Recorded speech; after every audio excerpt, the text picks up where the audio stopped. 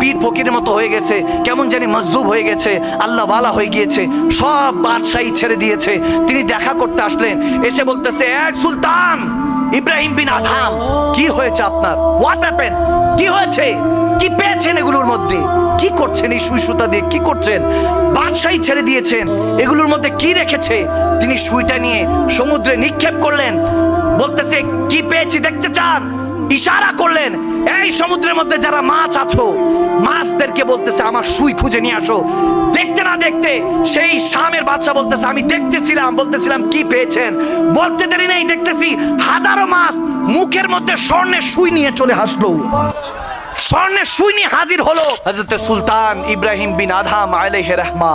তেনার তওবার ঘটনাটা, তিনি একজন বাদশা ছিলেন। একদিন শিকারের জন্য যখন বের হলেন, ইব্রাহিম বিন আদহাম যখন হরিণ শিকার করতে গেল, হঠাৎ করে একটা হরিণকে শিকার করবে, হরিণ জবান দিয়ে বলতেছে, এই ইব্রাহিম বিন আদহাম, আপনাকে তো এই কাজের জন্য সৃষ্টি করা হয় নাই। এখন সুলতান ইব্রাহিম বিন আদহাম আশেপাশে তাকাচ্ছে, কে কথা বলে, কারণ একটা পশুর জুবান আল্লাহ খুলে দিয়েছেন। কাশফুল মাহজুব কিতাবের মধ্যে এসেছে, কোনো বানোয়াট কিচ্ছা কাহিনী না। ইব্রাহিম বিন আদহাম একজন অন্য তবকার আরিফিন ছিলেন, আল্লাহর ওয়ালি ছিলেন, তেনার কথা বলছি। ইব্রাহিম বিন আদহাম তাকাচ্ছেন, কে কথা বলে, দেখে হরিণ কথা বলছে।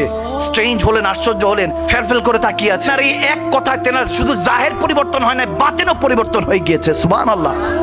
ভিতরের মধ্যে বলে, ইব্রাহিম বিন আদহাম, আপনাকে তো এই কাজের জন্য আল্লাহ পয়দা করেন নাই, আপনাকে পয়দা করা হয়েছে আখিরাতে আল্লাহ যাতে আপনার দ্বারা হাজার মানুষ, লক্ষ মানুষকে সুপারিশ করে জান্নাতে দিতে পারে। সুবহানাল্লাহ।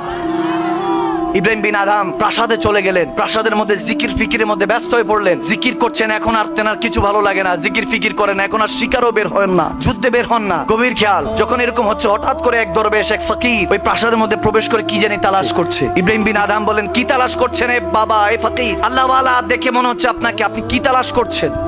তখন তিনি বলছেন, আমার উটটা হারিয়ে ফেলেছি, উটটা তালাশ করছি। তিনি হাসলেন, বলে, হ্যাঁ কি বলেন, প্রাসাদে উট কেন পাবেন?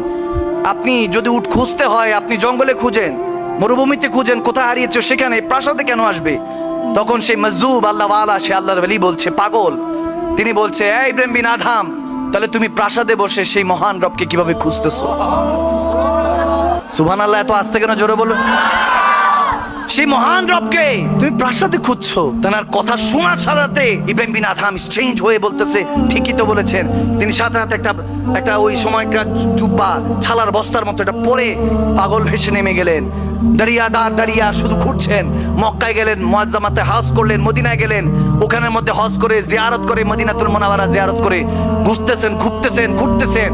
এখানের মধ্যে এসেছে যে আবু সুফিয়ান আনসারী রাদিয়াল্লাহু তাআলা আলাইহি রাহমা, অনেক বড় একজন আল্লাহর ওয়ালি, তেনার কাছেও গিয়েছেন, সোহবত নিয়েছেন। ওলি আল্লাহদের সোহবত এখন আমরা ভুলে গিয়েছি, আল্লাহ ওয়ালাদের সোহবত ভুলে গিয়েছি। এজন্য আমাদের জাহের বাতেন কোনোটাই পরিবর্তন হচ্ছে না। যখন এইভাবে ইব্রাহিম বিন আদহাম বালখের, তিনি বাদশা ছিলেন, বাদশা থাকতে পারতেন, ঘুরতে ঘুরতে শাম দেশে গেলেন। সাগরের পারে বসে সুই সুতা নিয়ে কি জানি করছেন। যখন এরকম করছেন, শাম দেশের বাদশা খবর পেল যে বলখের বাদশা এখানের মধ্যে পীর ফকিরের মতো হয়ে গেছে, কেমন জানি মজজুব হয়ে গেছে, আল্লাহ ওয়ালা হয়ে গিয়েছে, সব বাদশাহী ছেড়ে দিয়েছে। তিনি দেখা করতে আসলেন, এসে বলতেছে, এ সুলতান ইব্রাহিম বিন আদহাম, কি হয়েছে আপনার? What happen?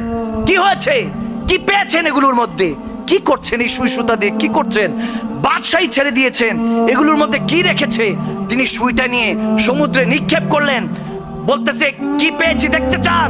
ইশারা করলেন, এই সমুদ্রের মধ্যে যারা মাছ আছো, মাছদেরকে বলতেছে আমার সুই খুঁজে নিয়ে আসো। দেখতে না দেখতে সেই শামের বাদশা বলতেছে আমি বলতেছিলাম কি পেয়েছেন? বলতে দেরি নেই, দেখতেছি হাজারো মাছ মুখের মধ্যে স্বর্ণের সুই নিয়ে চলে আসলো। স্বর্ণের সুই নিয়ে হাজির হলো।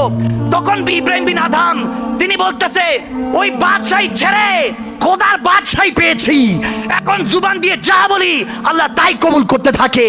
শুধু এটাই পার্থক্য, দুনিয়াতে পড়ে আর রয়েছি, সব তো কবুল হয়ে যায়, কিন্তু তাকে তো পাই না, তাকে তো এখনো পাই না। সেই অপেক্ষায় আছি। যখন এটা বলতেছে, চোখ দিয়ে একটা অনর্বল চোখের পানি পড়ছে। বলতে দেরি নেই, গায়েব থেকে আওয়াজ আসলো।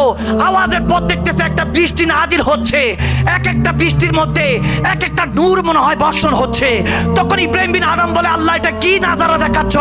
তখন বলে রব্বুল আলামিন গায়েব থেকে আওয়াজ করে বলতেছে, এই ইব্রাহিম বিন আদম, এ আমার আশেক, আমার বান্দা, আমার পাগল, আমার নবীর উম্মত, এ দিওয়ানা মাস্তানা হয়ে গিয়েছেন, শুনেন, এই সমস্ত বৃষ্টি, এগুলো বৃষ্টি নয়, ওই সমস্ত আশেকদের বান্দাদের পানি যারা আমি আল্লাহর খৌফে জিনা করার আগে ফিরে এসেছে, সেই সমস্ত আশেকদের চোখের পানি আজকে বর্ষণ হয়েছে, তাদের মধ্যে আপনাকে আজকে লিস্টিভুক্ত করে নিলাম। সুবহানাল্লাহ।